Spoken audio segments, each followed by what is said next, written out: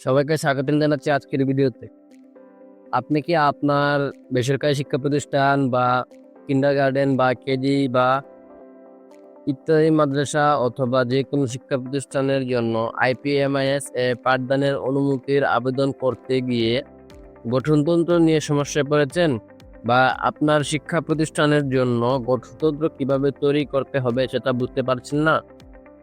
তাহলে আজকের ভিডিওতে আমি আপনাদেরকে দেখিয়ে দেব একটি বাস্তবসম্মত এবং অনুমোদিত স্কুলের বা একটি শিক্ষা প্রতিষ্ঠানের গঠনতন্ত্র কিভাবে সরকারের নীতি অনুযায়ী তৈরি করতে হয়, তার A to Z আপনাদেরকে বুঝিয়ে দেব, যাতে আপনারা আপনাদের শিক্ষা প্রতিষ্ঠানের জন্য সহজেই একটি গঠনতন্ত্র তৈরি করতে পারেন। সো আজকের ভিডিওটি খুবই ইম্পর্ট্যান্ট, এবং যারা শিক্ষা প্রতিষ্ঠান অলরেডি পরিচালনা করতেছেন তাদের জন্য তো আরও ইম্পর্টেন্ট। সো ভিডিওটি শেষ পর্যন্ত দেখুন। প্রথমে গঠনতন্ত্রের কিছু বিষয় আপনাদেরকে মনে রাখতে হবে।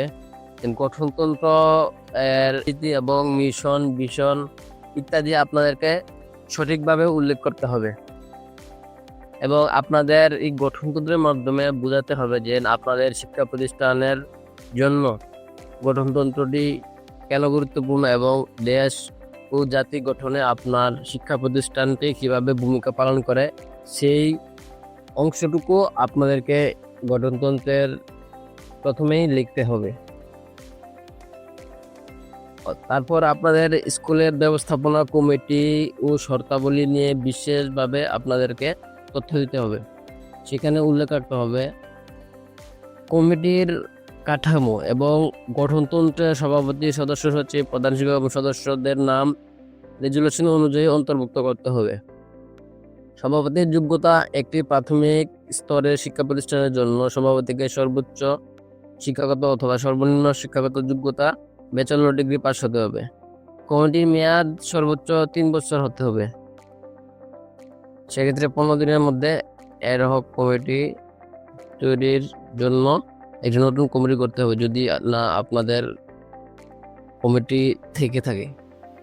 অবকাঠামো ও শিক্ষাগত অনুপাত: মহানগর এলাকার ন্যূনতম 8 শতক জমি বা স্পেস এনটিআরসি এর নিয়ম মেনে শিক্ষক নিয়োগ এবং ছাত্র শিক্ষক অনুপাত কঠোরভাবে পালন করতে হবে।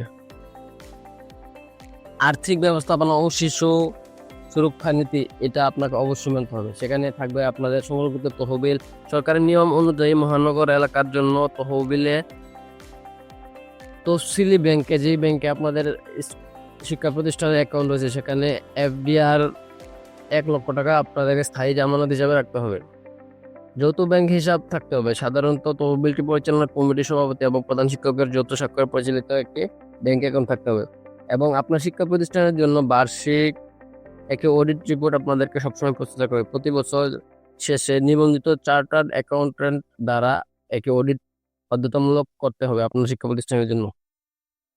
আধুনিক শিক্ষানীতি ও শিশু সুরক্ষা: গঠনতন্ত্র শক্তিশালী করতে এতে দরিদ্র মেধাবী তহবিল, শারীরিক মানসিক শাস্তি সম্পূর্ণ নিষিদ্ধকরণ এবং অভিভাবকদের সম্পৃক্ত করতে পিটিএ সমাবেশ গঠনতন্ত্র এর মূল ভিত্তি হতে হবে। গঠনতন্ত্র সংশোধন এবং এর ব্যবহার কিভাবে করবেন? আপনাদের গঠনতন্ত্র তৈরির ক্ষেত্রে যে বিষয়গুলো মূল বিষয় হিসেবে আপনাদেরকে উল্লেখ করতে হবে, সেটি হচ্ছে মিটিং এবং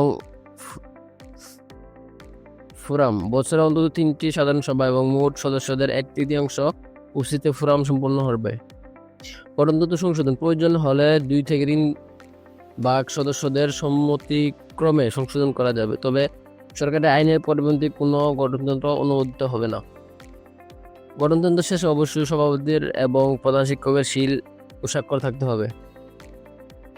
তাই আপনারা যদি এই গঠনতন্ত্র সঠিকভাবে তৈরি করতে না পারেন, তাহলে আইপিএমআইএস এর মাধ্যমে আপনাদের শিক্ষা প্রতিষ্ঠানের পাঠদানের অনুমতির জন্য যে আবেদন করবেন সেটি অবশ্যই বাতিল হবে, এবং আপনাদের শিক্ষা প্রতিষ্ঠানের জন্য পাঠদানের অনুমতি পাবেন না, এবং ভবিষ্যতে এর জন্য আপনাদেরকে অনেক কষ্ট করতে হবে, যাতে আপনারা ভবিষ্যতে এরকম সমস্যার সম্মুখীন না হন।